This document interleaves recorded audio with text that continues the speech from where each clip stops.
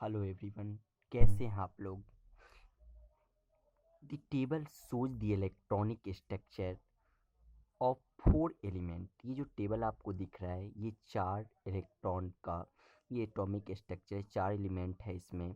देखिए PQRS, P का 2 और 6 इलेक्ट्रॉन है, यानी कि बाहरी ऑर्बिट में इसमें 6 इलेक्ट्रॉन है।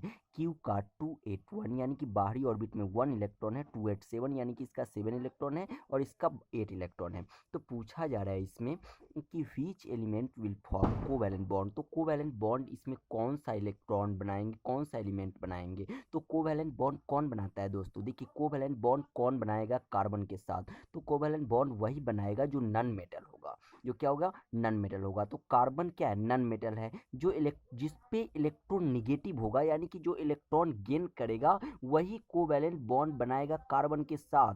तो यहाँ पे देखिए जो पहला है पी, इसका जो इलेक्ट्रॉनिक स्ट्रक्चर है वो 2 6 है, यानी कि ये 2 इलेक्ट्रॉन अगर पूरा लेता है, गेन करता है, तो इसका ऑक्टल पूरा हो जाएगा, यानी कि बाहरी ऑर्बिट में 8 इलेक्ट्रॉन हो जाएंगे। इसमें 1 इलेक्ट्रॉन है तो ये 7 इलेक्ट्रॉन नहीं ले सकता। ये 1 इलेक्ट्रॉन क्या करेगा दोस्तों, तो ये 1 इलेक्ट्रॉन लॉस करेगा। इसका भी बाहरी ऑर्बिट में 7 इलेक्ट्रॉन है तो ये भी क्या करेगा, ये भी 1 इलेक्ट्रॉन गेन करेगा। लेकिन ये क्या है, तो ये जो है इनर्ट गैस है, क्योंकि इसमें पूरा फिल हुआ है। ये भी 8 इलेक्ट्रॉन है, ये ऑक्टल अपना पहले से पूरा कर चुका है। ओके दोस्तों, तो इसका ऑप्शन क्या हो जाएगा, पी और आर। तो पी और आर दोनों जो है वो कोवैलेंट बॉन्ड बनाएगा, कार्बन के साथ कोवैलेंट बॉन्ड बनाएगा। दूसरा क्वेश्चन देखिए, दूसरा क्वेश्चन पूछता है carbon react with an element, यानी कि कार्बन जो है एक एलिमेंट को रिएक्ट करता है। Several compound given suitable reason, इसका कुछ रीजन भी देना है। क्यों कार्बन सभी को ज़्यादातर कंपोनेंट के साथ रिएक्ट करता है ना,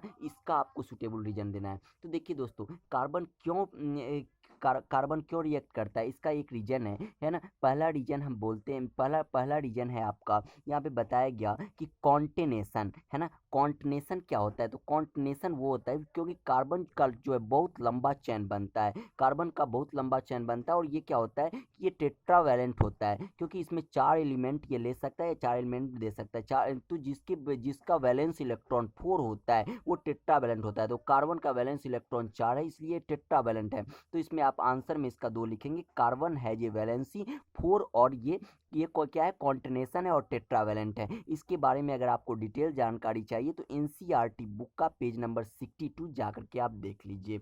ओके दोस्तों, अगला क्वेश्चन आपका क्या कर रहा है, the diagram below show that of A periodic table. ये डायग्राम जो नीचे आपको दिया गया है ये पीरियोडिक टेबल का डायग्राम है। इसका क्वेश्चन है कि which element would reach together to form covalent bond, है ना। कौन सा एलिमेंट है जो कोवैलेंट बॉन्ड बनाएगा। तो देखिए दोस्तों, अभी अभी आपने जाना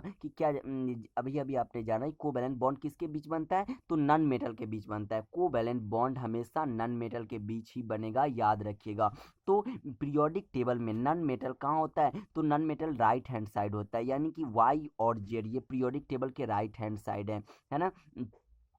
तो ये पूछा गया which element would react together to covalent bond, कौन सा कोवैलेंट बॉन्ड बनाएगा। तो वाई और जेड जो है ये कोवैलेंट बॉन्ड बनाएगा। तो इसका आंसर हो जाएगा वाई और जेड। अब दूसरा क्वेश्चन पे चलते हैं। दूसरा क्वेश्चन क्या कर रहा है, बिटवीन द 2 एलिमेंट डब्ल्यू और जेड के बीच कौन सा बिगर है, किसका एटॉमिक रेडियस ज़्यादा है और क्यों ज़्यादा है। तो देखिए दोस्तों, आपको पता होगा कि क्या होता है पीरियोडिक टेबल में, जैसे जैसे हम नीचे की ओर बढ़ते जाते हैं तो इसका सेल बड़ा होते जाता है, यानी कि इसका रेडियस बड़ा हो जाएगा। जैसे जैसे हम नीचे बढ़ते जाते हैं तो सेल इसका इंक्रीज होता जाता है। तो जेड, डब्ल्यू और जेड, तो जेड ऊपर है तो जेड का क्या होगा, जेड का जो रेडियस है वो छोटा होगा और डब्ल्यू का भी रेडियस बड़ा होगा, क्योंकि जैसे जैसे हम नीचे जाते हैं तो वो बड़ा होते जाता है। तो इसके लिए इसका आंसर आप क्या लिखेंगे, डब्ल्यू इज बिगर, और रीजन में लिखेंगे reason down the down the group number of cells increase, यानी कि नीचे की ओर आने में क्या होता है, ग्रुप का नंबर जो है इंक्रीज करता जाता है, यानी कि बढ़ता जाता है।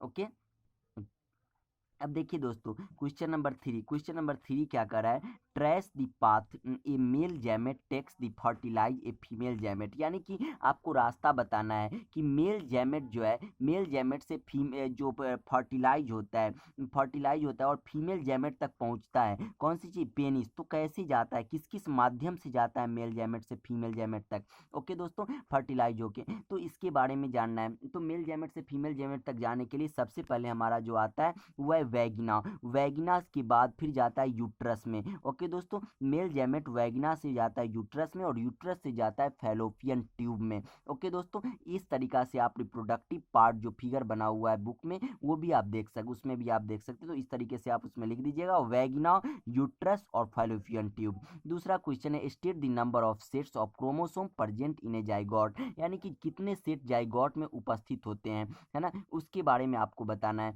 तो पहला है मेल गैमेट, यानी कि मेल गैमेट में एक सेट्स होते हैं और फीमेल गैमेट में दो सेट्स होते हैं। तो मेल गैमेट और फीमेल गैमेट यानी कि दो सेट्स, तो ये आप 2n भी लिख सकते हैं, या इसके आगे आप लिख सकते हैं कि zygote have 2 sets of chromosome, ये लिख दीजिएगा, आपका आंसर सही हो जाएगा। क्वेश्चन नंबर 4 क्या कह रहा है? क्वेश्चन नंबर 4 है Rajesh absorb a pitch of greenish black powdery mass on a stale piece of bread, यानी कि यहाँ पे ब्रेड दिया हुआ है, तो ब्रेड पे जो भूरे रंग की परत पड़ जाती है उसकी चर्चा है यहाँ पे।